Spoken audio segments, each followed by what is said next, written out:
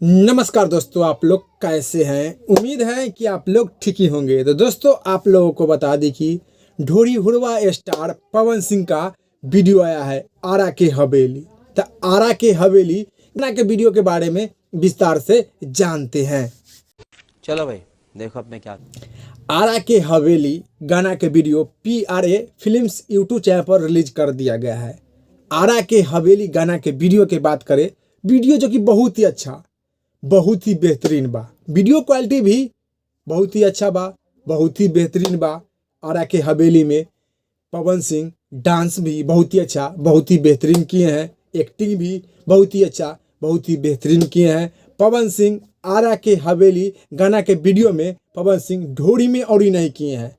सबसे खास बात बा कि आरा के हवेली गाना के वीडियो में पवन सिंह ढोरी में और ही नहीं किए हैं। इसीलिए पवन सिंह के वीडियो आरा के हवेली बहुत ही अच्छा, बहुत ही बेहतरीन बा।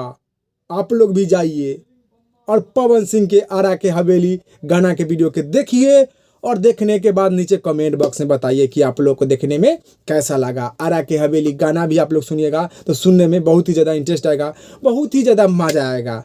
आरा के हवेली गाना के वीडियो बहुत ही अच्छा, बहुत ही बेहतरीन बा।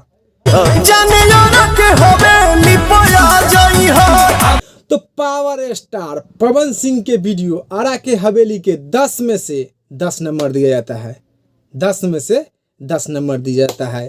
काहे कि पवन सिंह आरा के हवेली के वीडियो में ढोरी में और ही नहीं किए हैं। इसीलिए पवन सिंह के वीडियो के 10 में से 10 नंबर दिया जाता है। चलिए इस वीडियो में इतने, फिर मिलेंगे अगले वीडियो में। Bye bye, bye bye, tata, goodbye, गया।